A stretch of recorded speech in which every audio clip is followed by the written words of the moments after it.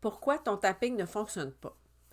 Un, tu te mets trop de pression et tu veux forcer les choses. Savais-tu que tu ne feras pas pousser une fleur plus vite en tirant dessus? C'est la même chose quand tu fais ton tapping. Si tu mets trop de pression sur ton processus, ça va peut-être créer plus de résistance que de fluidité dans ton tapping. Deux, tes objectifs et tes attentes sont irréalisables. Alors, revise tes objectifs et tes attentes par rapport au EFT. Souvent, on a des grandes attentes par rapport au tapping. On a entendu des histoires extraordinaires. On a soi-même vécu des situations dans lesquelles le tapping nous a aidés véritablement et rapidement. Mais ce n'est pas toujours le cas. Alors, si ton objectif et tes attentes sont vraiment extrêmes par rapport à l'EFT, il se pourrait que tu sois déçu et que tu aies l'impression que le tapping ne fonctionne pas. 3. Tu n'es pas assez spécifique. Si tu travailles sur des généralités telles que l'amour de soi, la confiance en soi, l'abondance de l'univers, c'est merveilleux et c'est des très beaux sujets. Toutefois, le FT fonctionne moins bien sur des grands sujets, va fonctionner beaucoup plus sur des situations spécifiques, sur des émotions, sur quelque chose que ton cerveau peut comprendre concrètement. Donc, au lieu de tapoter sur la confiance en soi générale, je t'invite à tapoter sur la confiance en soi dans un domaine spécifique, dans une situation vécue dernièrement, avec lequel tu peux réellement, concrètement travailler. Que ce soit avec la confiance en soi, que ce soit avec l'abondance ou n'importe quel sujet avec lequel tu désires travailler. 4.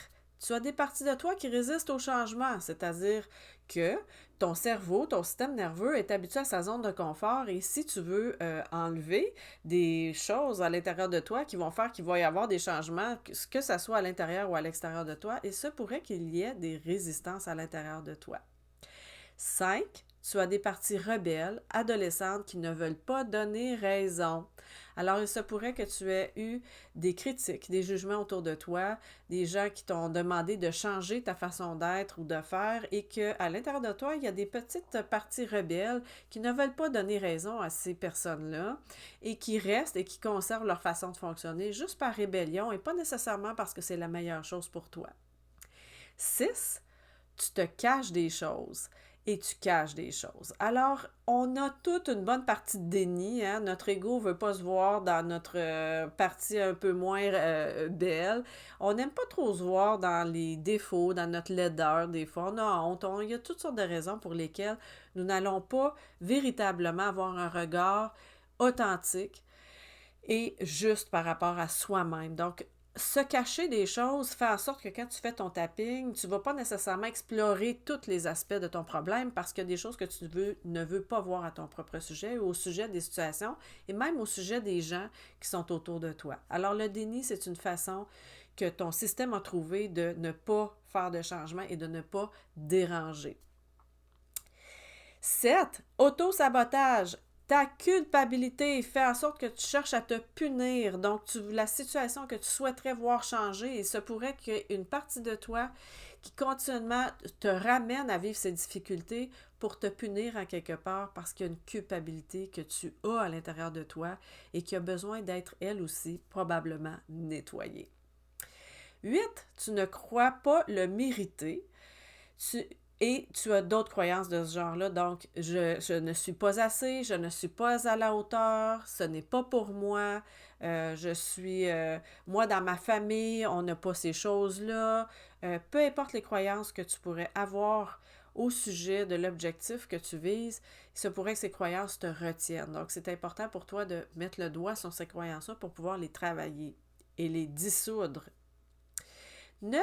Tu n'es pas encore assez sensible aux émergences durant ton tapping. C'est quoi des émergences? C'est tout ce qui va monter pendant que tu fais ton tapping, que ce soit sous forme de senti, d'émotions, de ressentis corporels, que ce soit des mémoires, des odeurs, des images, des chansons, peu importe ce qui va se passer dans ton corps.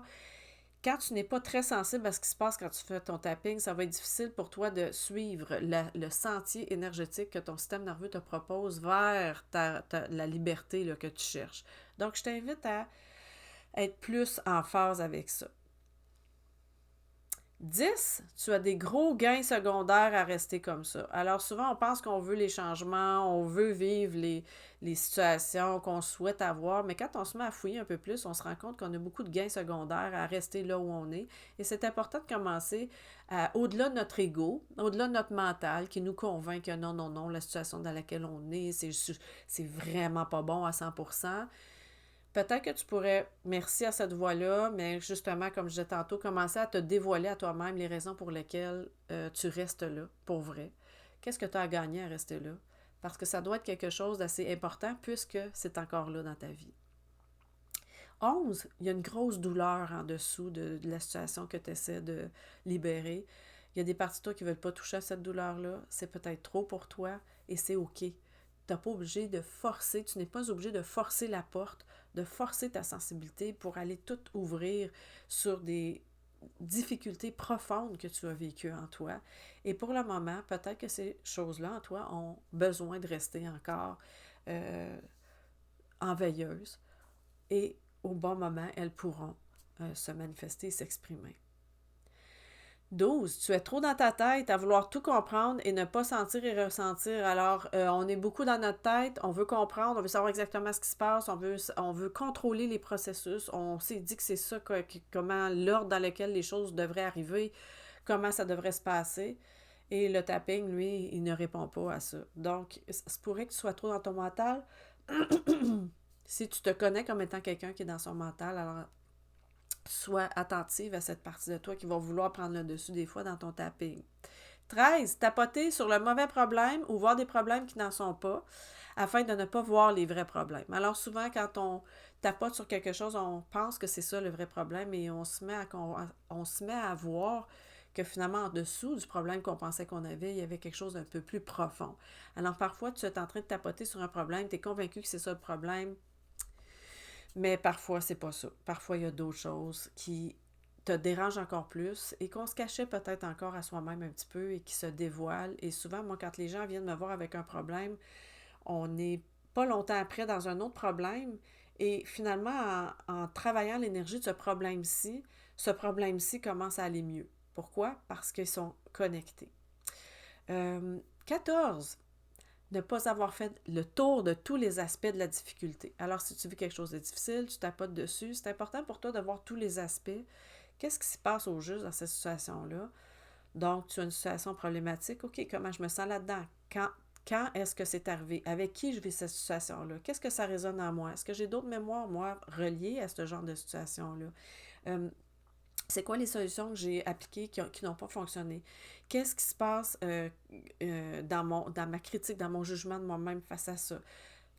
Il y a tellement d'aspects dans une difficulté. Vous allez voir que quand vous vous mettez à travailler ça, il y en a plus que vous pensez. Je vous ai fourni une carte heuristique dans le programme. Vous allez pouvoir vous en servir pour aller décortiquer un petit peu mieux les aspects de votre problématique.